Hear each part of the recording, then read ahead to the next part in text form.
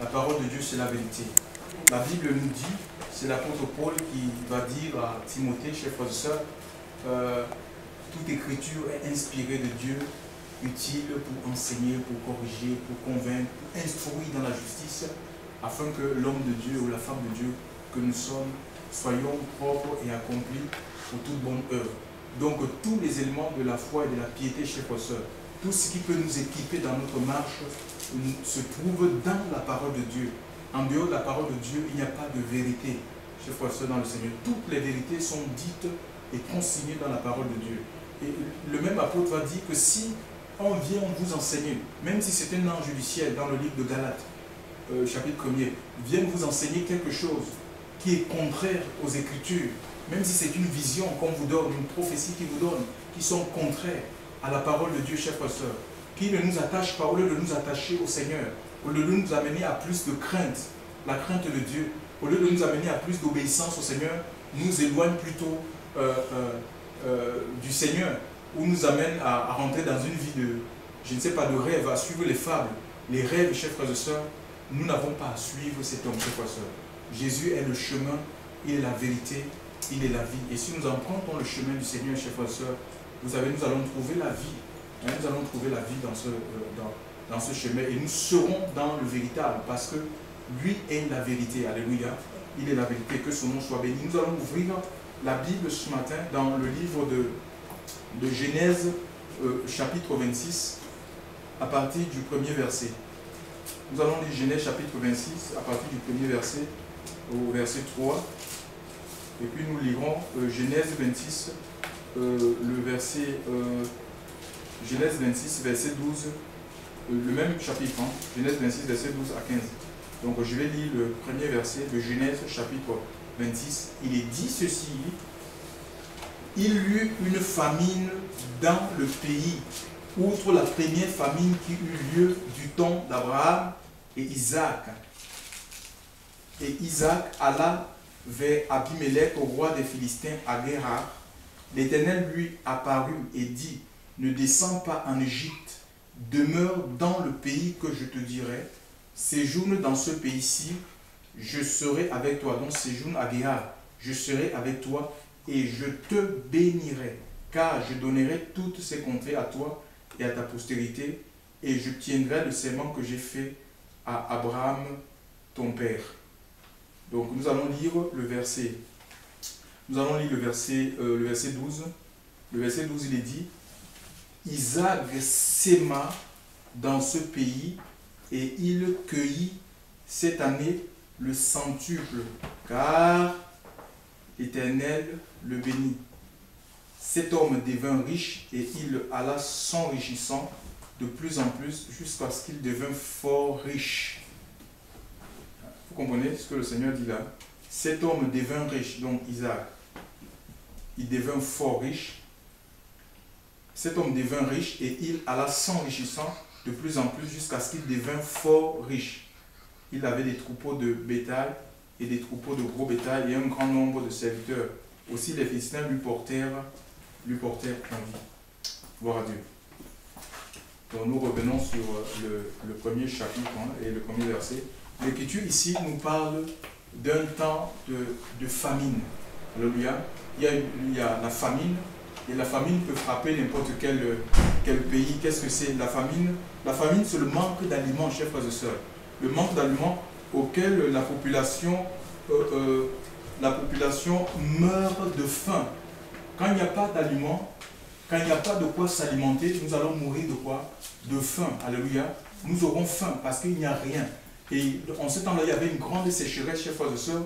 Le sol ne produisait plus des fruits.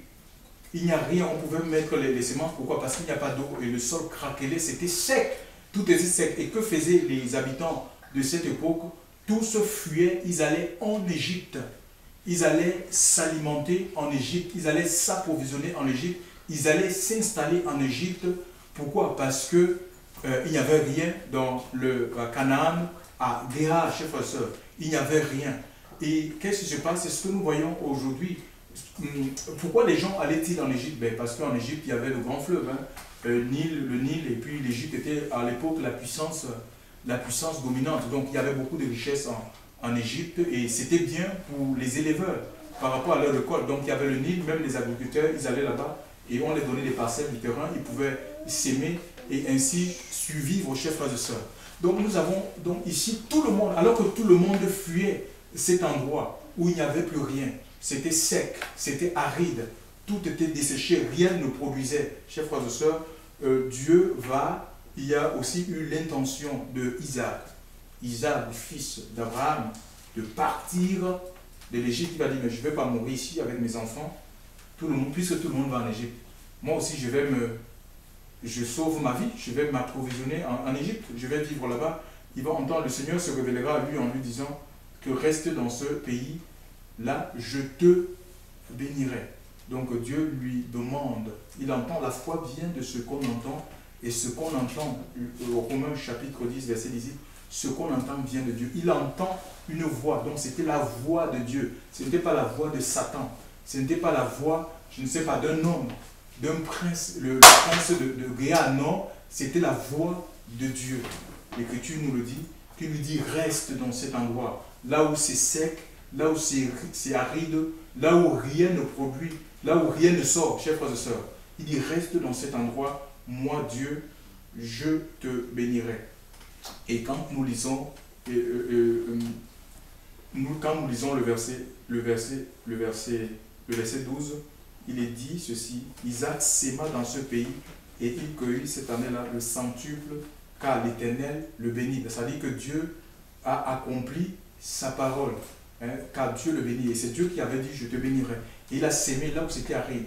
Je voulais vous dire une chose, qu'il n'est pas question de suivre les foules. Hein. La vie chrétienne ou la vie d'enfant de Dieu, ce n'est pas de suivre les foules pour suivre. Hein, ce n'est pas parce que les gens vont ou imiter des méthodes. Ce n'est pas en suivant les foules que nous allons devenir prospères, chers frères et sœurs. Ce n'est pas en imitant les méthodes d'hommes qu'il y aura l'action du Saint-Esprit au milieu de nous. Nous avons besoin de dépendre tout simplement de la voix de celui qui nous a appelés. C'est le Seigneur qui nous appelle et nous suivons la voix. Alléluia. Nous suivons la voix du Seigneur, la voix du Saint-Esprit. Alléluia. Peu importe, même si, chers frères et sœurs, les gens, nous sommes dans une situation qui est difficile, qui est critique. On ne cherche pas des solutions par nous-mêmes. On peut être dans une situation, quand je parle de difficile, critique, ici il y a un problème de famine. Chez moi, il n'y a pas de travail. À cette époque, il y avait la crise. Hein? Et que font les gens? Ils disent que non, mais je vais quitter la France, je vais en Égypte. Je quitte la France, je vais en Chine. Comme maintenant, c'est le poumon économique mondial. Je vais trouver ma part de Chine. Ou bien, bon, il faut que je mette les enfants à apprendre le mandarin parce que comme maintenant, il y a toutes les entreprises délocalisées, ils vont en Chine. Allez, on amène les enfants dans les écoles pour apprendre le mandarin. Mais les enfants de Dieu ne fonctionnent pas comme ça. Bon, voilà, comme le chômage est en train de frapper, ben, il faut faire, apprenons tel métier, l'aide aux personnes. Parce que là, tu es sûr d'avoir du boulot. Mais frère, ce n'est pas la conduite de l'esprit. Ouvre ta maison, devient, comment on appelle ça, la garde de l'enfant. Apprends à garder les enfants. Parce que, puisque, bon, voilà, les gens, il y a toujours les femmes qui font des enfants au monde. Tu auras du travail dans ce domaine. Chers frères et sœurs, on ne se laisse pas conduire par les paroles des hommes quand on est au Seigneur. On ne se laisse pas conduire par les paroles des hommes. On ne se laisse pas dicter par les circonstances. Chers frères et sœurs, la chair, on n'évolue pas au gré des circonstances et des événements, chers frères et sœurs, parce que notre vie, chers frères et sœurs, ne dépend pas de l'économie, même de ce pays, du pays dans lequel nous vivons. Il peut, même dans les moments de famine, chers frères et sœurs, le Seigneur nous garde. Alléluia. Dieu pourvoit à nos besoins. Nous devons dépendre de Dieu. On ne suit pas les foules. Tout le monde suivait. Ils allaient en Égypte. Ils fuyaient l'Égypte. Mais cet homme est resté. Sûrement, il a eu des pressions autour de lui. Mais tu ne peux pas rester comme ça. Comment est-ce que tu peux rester comme ça? Tout le monde est en train de partir. Tu vas mourir. Il ne faut pas rester dans cet endroit. Chers frères et sœurs, mais il avait entendu la voix du Seigneur et il a manifesté la fidélité. Je veux vous dire aussi que quand le Seigneur va permettre des temps de famine, chers frères et sœurs, alléluia, déjà pour notre fortification, pour notre persévérance, pour qu'on manifeste la foi, la patience. Hein? Comment on va manifester la patience si on n'a pas, si Dieu ne tarde pas aussi dans l'accomplissement, Dieu peut tarder l'accomplissement de ses promesses pour qu'on manifeste la patience. pour que la patience devienne quelque chose de réel en nous, chers frères, parce qu'on a beau dire, on est au Seigneur, on appartient au Seigneur, et quelquefois, une petite tribulation, une petite épreuve, on se détourne de la voie de Dieu, ou on se décide de manière délibérée de vivre dans le péché. Puisque Dieu n'est pas capable de me faire telle chose, de m'accorder telle chose, j'ai prié et je ne vois pas la chose, ben je me mets à vivre, je vis ma vie, je commence à vivre dans le désordre. Et ici, le Seigneur va bénir cet homme. Pourquoi? Parce qu'il a sémé. Alléluia. Chers frères et sœurs. Et ce passage aussi, il y a les apôtres de la prospérité. Ils utilisent ce passage en donnant des messages de prospérité, en disant oui, si vous s'aimez, Isaac est devenu riche, il est devenu fort riche, Dieu a multiplié ses biens. Mes frères, il est devenu fécond et tout.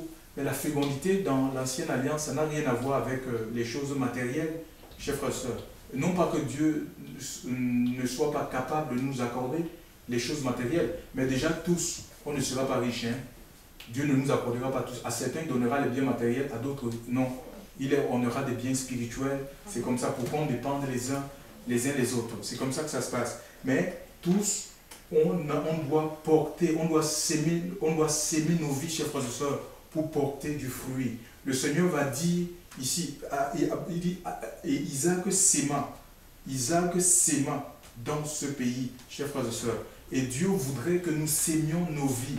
Il dit dans le livre de Jean chapitre 12 verset 26, à moins que le grain de blé ne tombe en terre, il reste seul. À moins que le grain de blé tombé en terre ne meure, il reste seul. Mais s'il meurt, il porte beaucoup de fruits. Ça veut dire que, chers frères et sœurs, notre vie, c'est un peu comme ce grain de blé-là. Hein? Et si nous voulons devenir une nouvelle création, hein, l'Écriture nous dit que ceux qui sont en Christ, ce n'est pas qu'ils sont devenus, dans la version grecque, c'est-à-dire qu'ils sont en train de devenir une nouvelle création, parce que la nouvelle création, ça se fait de manière progressive.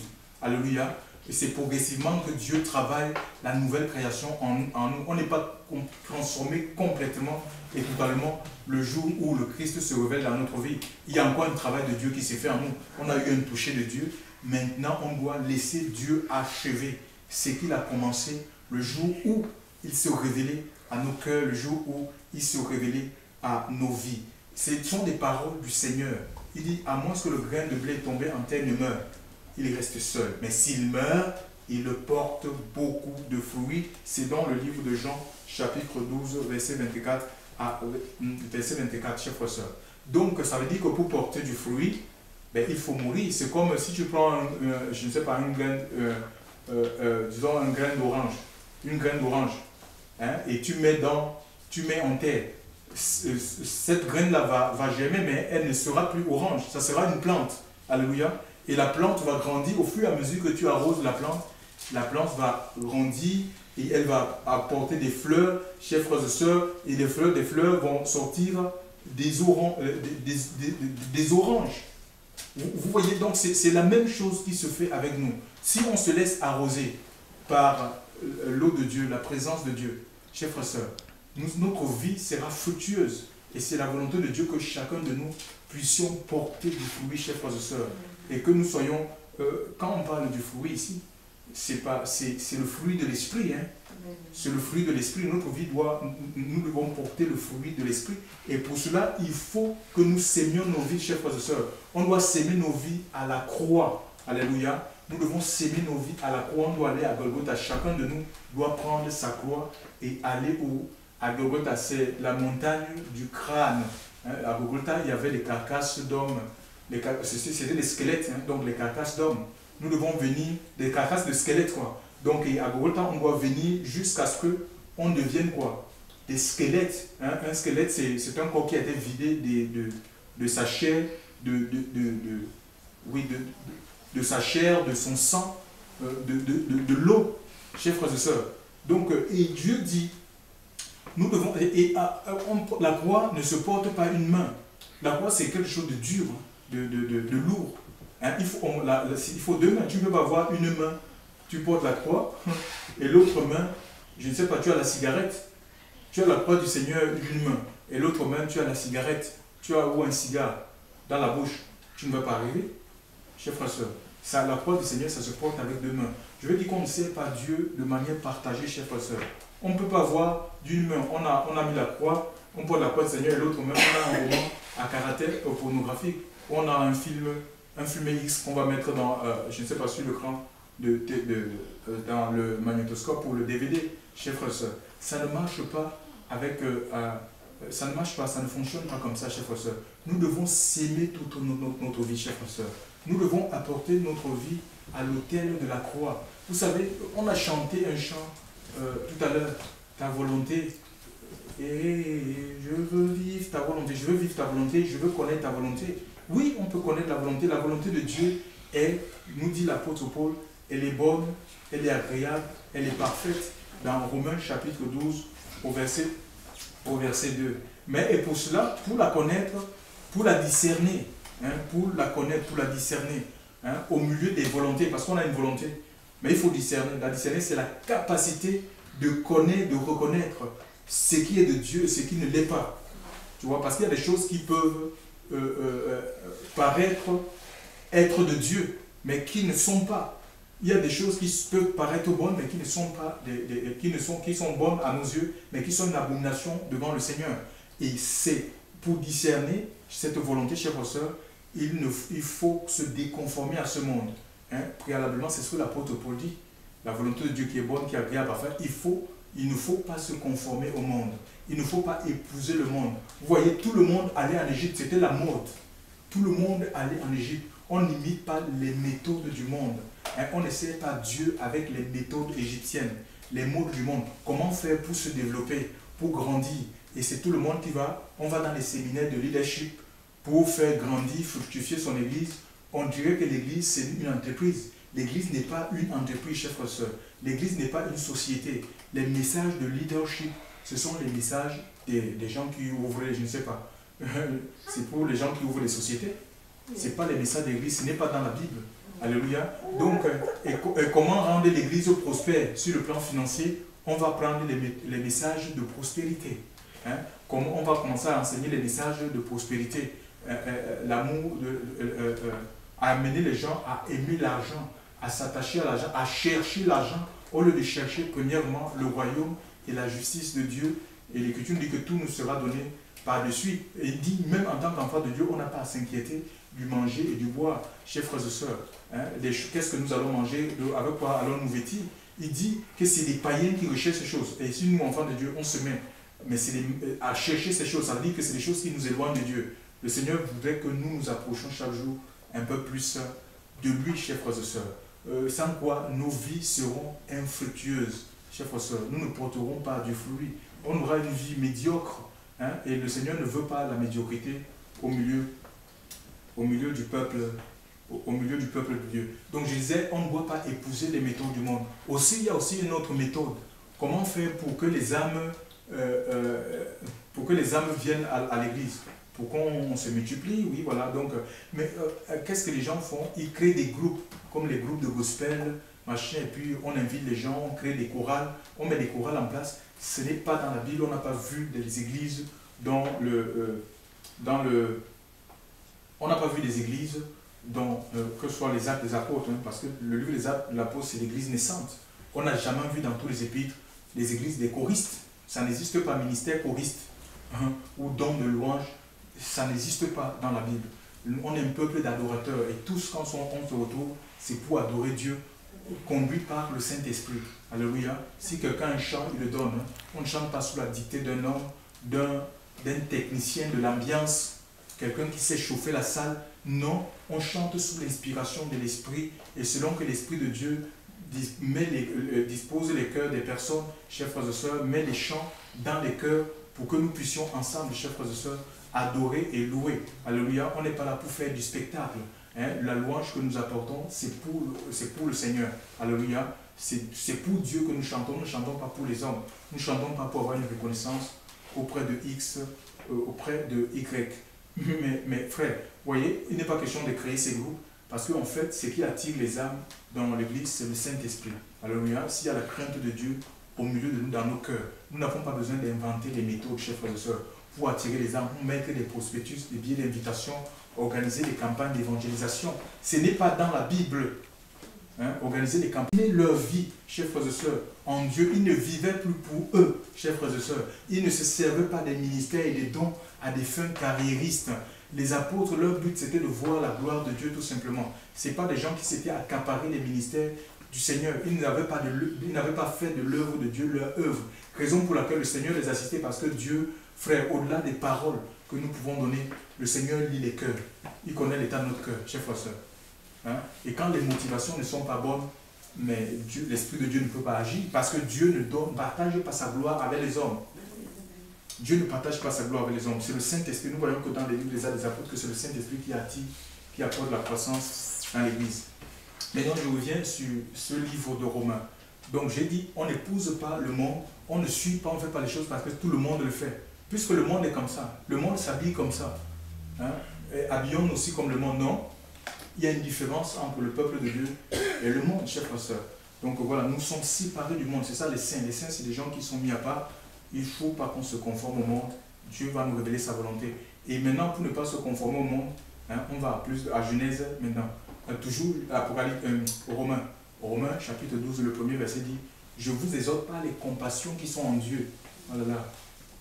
Il dit « Je vous exhorte par les compassions de Dieu à présenter vos corps en sacrifice vivant, saint et agréable. » Je vous exhorte à présenter vos corps en sacrifice vivant, saint, agréable, à qui? À Dieu. Alléluia. Si à Dieu, ce n'est pas un homme. Donc Dieu ne peut pas prendre un sacrifice qui est mort. On ne pouvait pas offrir chers frères et sœurs, dans le temple, l'Israélite qui apportait un sacrifice dans le temple pour obtenir le pardon de ses péchés, n'amenait pas un animal qui était mort, chers frères et sœurs. Hein? Ici, moi je parle de la mort spirituelle. Hein? On peut être vivant, mais mort spirituellement. Hein? On n'adore pas Dieu dans la chair. On ne sert pas Dieu dans la chair. Chers frères et sœurs, hein? On ne fait pas de culte à Dieu. C'est charnel. Hein? Et ici, non seulement l'animal ne devait pas être mort, et Dieu ne veut pas un sacrifice mort, mais en même temps, il dit que le sacrifice devait être saint, c'est-à-dire que sans difformité, sans malformation, sans tache. Tu vois? Il ne fallait pas qu'il y ait des tâches, il ne fallait pas que l'animal qu'on présentait, qu'on apportait chez Soeur en sacrifice pour le Seigneur, cet animal, en fait, je ne sais pas, ne devait pas avoir des blessures. Il est parlé une jambe cassée, une jambe cassée, je ne sais pas, les testicules écrasés.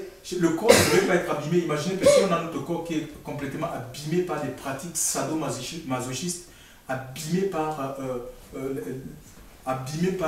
la sodomie, chers frères et sœurs, abîmé par toutes sortes d'impuretés, de saletés, chers frères et sœurs, noyé complètement dans l'alcool. Imaginez un peu, noyé dans l'alcool, l'alcoolisme et la drogue. Quel est ce sacrifice? J'ai vu des musiciens, des gens jouer qui appartenaient, qui étaient dans le... quand j'étais encore dans ces églises, les églises dites églises bâtiments, j'y habitais même avec des gens, quelqu'un qui jouait, qui officiait dans l'église comme instrumentaliste. Il fumait de la drogue, il buvait de l'alcool et il allait jouer sous l'effet de la drogue et de l'alcool. Il jouait, et puis on disait, et les gens appréciaient. Moi je le connaissais, on a besoin de c'est pas possible, quel beau batteur. Il jouait, donc il jouait un peu, donc c'était un batteur en fait. Vous voyez un peu, et combien ils sont comme ça dans ces églises, et nos églises même aujourd'hui, on recrute des techniciens, des gens qui connaissent, qui ne sont même pas nés de nouveau. Hein? On prend, et puis on les donne les cachets à la fin. Ils ont des prestations, ils font leurs prestations, et puis on les donne un cachet. Mais ça ne vient pas de Dieu, chers frères et sœurs. Ça ne vient pas du Seigneur. Hein? Parce que les églises sont devenues des structures. Mais Dieu ne prendra pas une structure, chers frères et sœurs. Hein? Le Seigneur veut un cœur à cœur avec lui. Donc, et l'animal, chers frères et sœurs, devait être saint, chers frères et sœurs, innocent. Alléluia. Et Dieu nous veut saints, chers frères et sœurs. Il nous veut à l'autel de la croix. Alléluia. Nous devons s'aimer notre vie, chers frères et sœurs. On doit se donner entier. Nous devons monter à l'autel de la croix et dire, Seigneur, prends ma vie, chers frères et sœurs. Parce que si nous ne renonçons pas à la vie du monde, chers frères et sœurs, je vous assure, nous ne sommes pas disciples de Christ. Hein? Il faut qu'on renonce à la vie du monde. Il faut qu'on renonce à la vie de péché, chers frères et sœurs. Il faut qu'on renonce au mensonge. Il faut qu'on renonce au vol, le paraître, les revendications, chers frères et sœurs, les conflits, les jalousies, les divisions, chers frères et sœurs.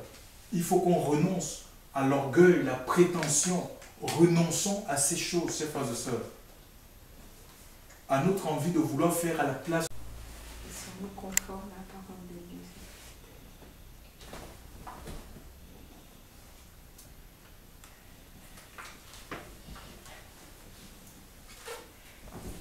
Donc nous devons renoncer à nous-mêmes, chers frères et sœurs, et laisser l'Esprit de Dieu. C'est à ce moment-là que l'Esprit de Dieu va gagner notre vie et notre vie sera fructueuse. Alléluia. Nous serons fructueux, nous porterons du fruit, chers frères et sœurs, comme ce serviteur, comme Isaac, qui a entendu la voix de Dieu. L'Écriture dit que cet homme devint riche et il s'en alla s'enrichissant de plus en plus jusqu'à ce qu'il devint fort riche. Dieu veut que nous soyons riches de lui, chers frères et sœurs. Il est question d'être riche. Et quand pour les Hébreux, quelqu'un qui est riche, ce n'est pas quelqu'un qui a les biens matériels. Hein. C'est être riche de la parole de Dieu. Hein. Il faut que nous soyons riches de la parole de Dieu. Que cette parole habite richement dans vos cœurs, dira Colossiens chapitre 3, à partir du verset 16.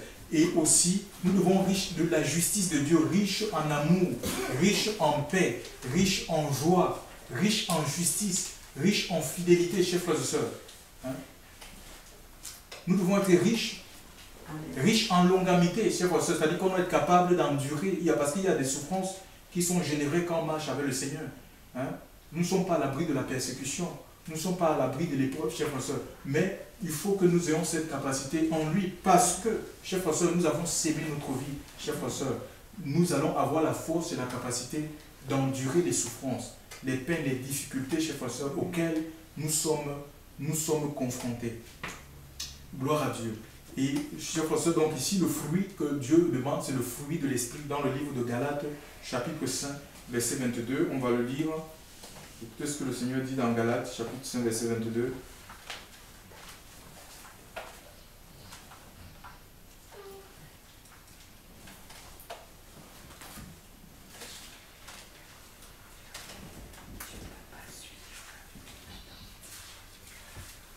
Galates, chapitre 5. Galates 5, verset 22, il est dit ceci. Mais le fruit de l'Esprit, c'est l'amour, la joie, la paix, la patience, la bonté, la bénignité, la fidélité, la douceur, la patience. Alléluia. Donc la patience, et la loi n'est pas contre ces choses.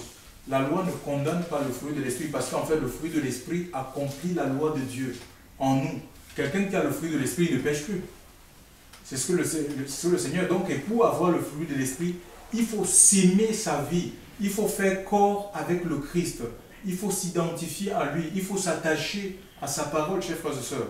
Hein? Il faut se donner entier au Seigneur.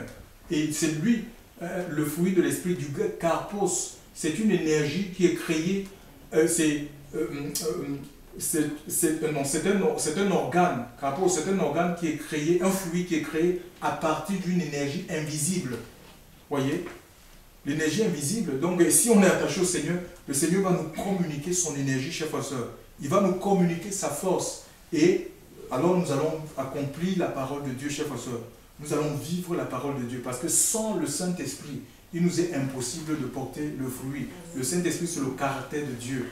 Hein? Et ce qui va nous donner le Saint-Esprit, chers frères et sœurs, c'est parce que nous faisons corps avec le Seigneur. Nous nous identifions à sa mort. C'est ça, si le grain de blé ne tombe en terre, ne meurt, il reste seul. Mais s'il meurt, il va porter du fruit. Nous allons mourir, chers frères et sœurs, à la vie de la chair. Nous mourrons à la vie du monde. Nous mourrons à nos vices, à nos passions, pour vivre en nouveauté de vie. C'est-à-dire pour vivre la vie de Christ, pour vivre la vie de Dieu. C'est incontournable, chers frères et sœurs. Sinon, si nous refusons la mort, chers frères et sœurs, si nous refusons la croix, chers frères et sœurs, il nous sera impossible, chers frères et sœurs, de vivre la vie de l'Esprit et nous serons malheureux.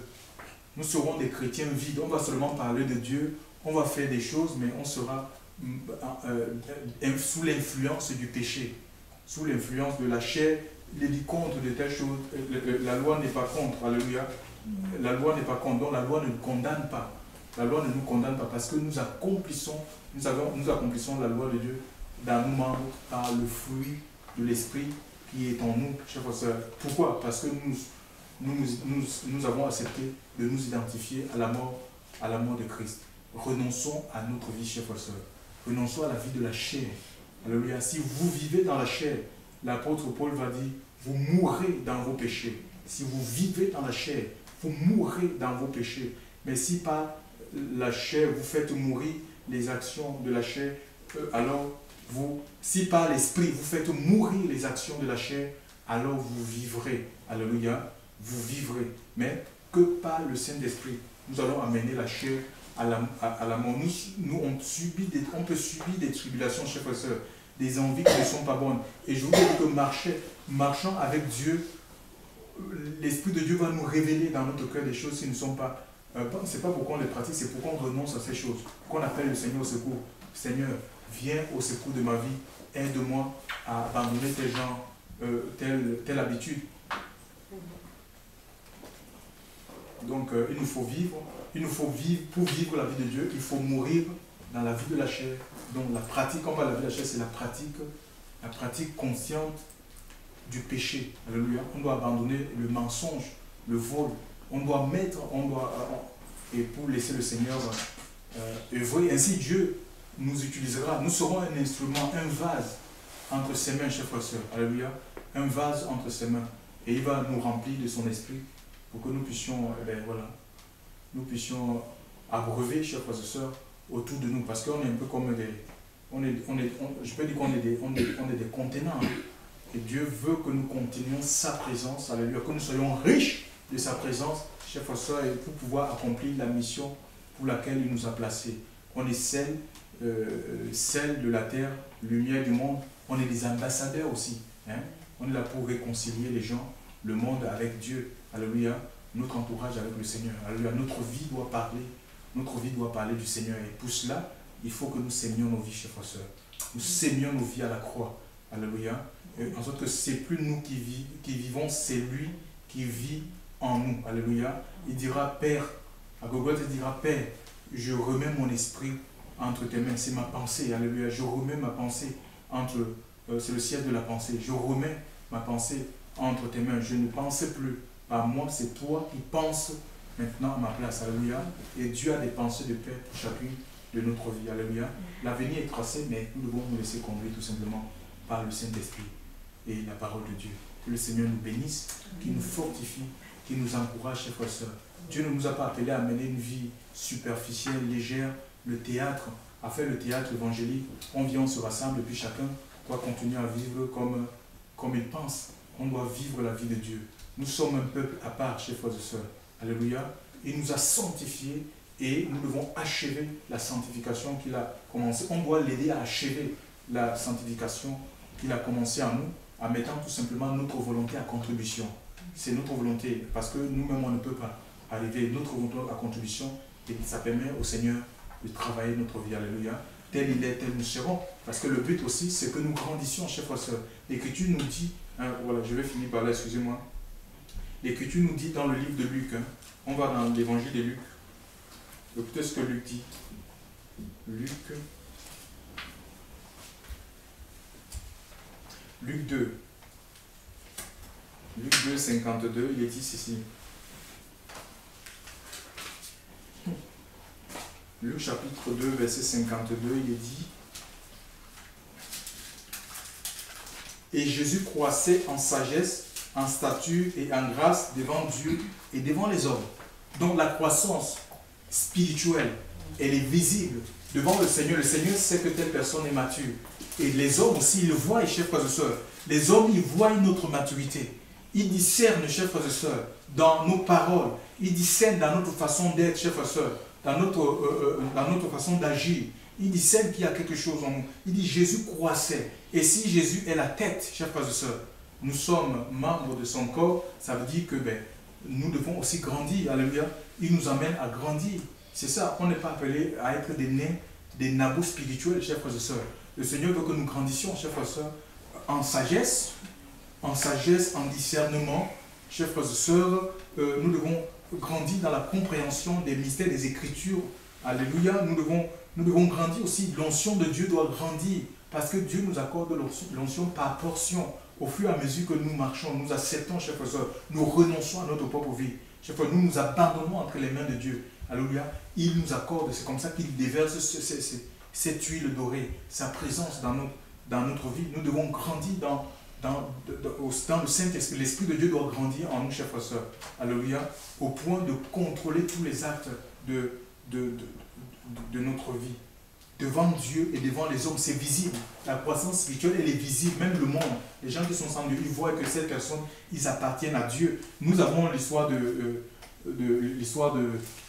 on va le lire dans la Bible, l'histoire de comment il s'appelle, on a lu, c'était la Genèse, hein? L'Ancien Testament. Oui, voilà, je reviens. On va sur le verset 26, le verset 26 à 28. Hein. Écoutez ce que dans le verset 26, ce qu'il est dit. Isaac, ouais.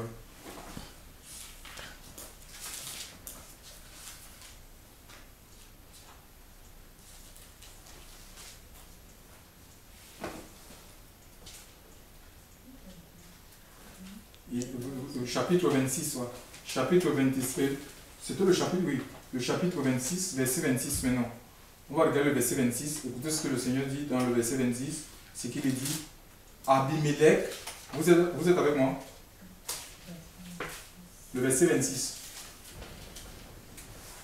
Abimelech vint de Guérar auprès de lui avec Ahuzat, son ami, et Picol, le chef de son armée. Isaac leur dit, pourquoi venez-vous vers moi, puisque vous me haïssez et que vous m'avez renvoyé de chez vous? Donc vous voyez, parce que Dieu l'avait béni, tu vois, Dieu avait béni Isaac et les gens n'ont pas supporté ça. Et je voulais vous dire, mon frère, si tu obéis, si tu es dans la volonté de Dieu, tu marches dans l'obéissance, ça va susciter les jaloux autour de toi. Hein. Même au sein de la communauté où on peut, les gens, parce qu'il y a certaines personnes qui ne veulent pas suivre le Seigneur. Hein, ils veulent vivre le théâtre, ils veulent vivre la comédie. Ce n'est pas en vivant le théâtre, la comédie, le mensonge que grand chose se fera dans notre vie. Parce que Dieu sait tout chose. La révélation, c'est avec Dieu. Ce n'est même pas avec le prédicateur. Non, non, non, non. C'est avec Dieu. Il n'est pas question de paraître. Hein, de paraître bien et que, ben voilà, avoir des signes extérieurs de la croyance et qu'au fond de nous, on réunit totalement le Seigneur par nos actes, par notre comportement, chaque fois ça, dans le Seigneur. Ça a suscité les jalousies. Pourquoi? Parce qu'il était dans la volonté de Dieu, dans le plan de Dieu.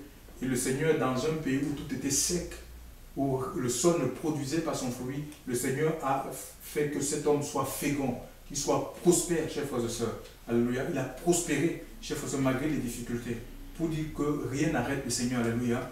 Et même parlant aussi, regardez, il y a des gens qui fuient, ils cherchent des pays, aller dans les pays où ils sont, où il y a de l'abondance, il y a des richesses. Il n'est pas question d'aller, tu peux aller dans un pays où il y a des richesses et être pauvre. Hein, et ne rien avoir. Il faut être dans le plan de Dieu. Il faut être là où le Seigneur nous veut. Alléluia. Hein, il n'est pas question de courir dans un endroit, dire que peut-être là-bas je serai bien. Non, non, non. Il faut rester là où le Seigneur te veut. Alléluia. Peu importe le temps que ça prendra. Si Dieu t'a dit que c'est dans cet endroit que je te veux, et c'est là que je vais t'utiliser, je vais me servir de toi, rester dans cet endroit. Mais si toi tu dis non, mais je souffre trop dans cet endroit, je vais chercher un autre endroit, je vais aller ailleurs, mais tu vas tourner en rond en fait. Tu vas tourner en rond parce que en fait Dieu ne nous suit pas dans nos égarements et c'est nous qui devons suivre Dieu. On doit se plier à la volonté du Seigneur et du souverain. Donc ici, Abimelech vint vers Guéa auprès de lui avec Uzza son ami et Picol, chef de son armée. Isaac leur dit, pourquoi venez-vous vers moi puisque vous me haïssez et que vous m'avez renvoyé de chez vous? Il répondit, et ça m'a fait rappeler quelque chose. Ouais, il y a des gens, quand Dieu les bénit, et parfois le milieu ne supporte même pas, on est obligé de les chasser. On dit non, on ne sait pas comment lui fait. Tu vois un peu? On dit non, je vous assure. Abimelech vint, donc il répondit, nous voyons que l'Éternel, verset 28, il répondit, donc les trois, Picol, le chef de l'armée, Ahuzat, l'ami de ce prince Abimelech, donc l'ami du roi, et Abimelech lui-même. Il dit ceci, il répondit, nous voyons que l'Éternel est avec toi. Dans notre version, ils disent que nous avons discerné. Donc ça veut dire que même les gens dans le monde, il y a un discernement qui est naturel. Ouais, ils ont discerné que Dieu, et nous voyons que l'Éternel est avec toi. C'est pourquoi nous disons qu'il y ait un serment entre nous et entre nous et entre toi, oui, et que nous fassions alliance avec toi. Vous voyez ça? Donc même les gens du monde, ils vont discerner, chers frères et sœurs, que le Seigneur est avec toi. Regarde, ce sont ses genoux, ses ennemis qui sont venus, et Dieu dit qu'il fera à ce que nos ennemis viennent se plier genoux devant le Seigneur, mon frère. Si tu es dans la volonté de Dieu, que ne t'inquiète pas. Alléluia. Ne t'inquiète de rien. Tout ce que le Seigneur a dit, chers frères et sœurs, il le fera. Il le fera. Et l'Écriture même nous dit que si la prophétie tarde, mais attends là, car elle s'accomplira et s'accomplira certainement. C'est dans le livre d'Habakkuk, chapitre 3, que le Seigneur nous bénisse, qu'il nous fortifie, qu'il nous encourage. Et chers frères et sœurs, ne mettons pas des barrières à l'action de Dieu, à l'action du Saint-Esprit dans notre vie. Alléluia. Parce que le but, c'est de ressembler au Christ. Il grandissait. Et nous aussi, on est appelé à grandir, chers frères et sœurs. On doit grandir dans la révélation. On doit grandir dans la révélation. On doit grandir dans la puissance. On doit grandir dans le témoignage, chers frères et sœurs. Alléluia, la capacité à servir Dieu. Que son nom soit béni. Nous allons prier.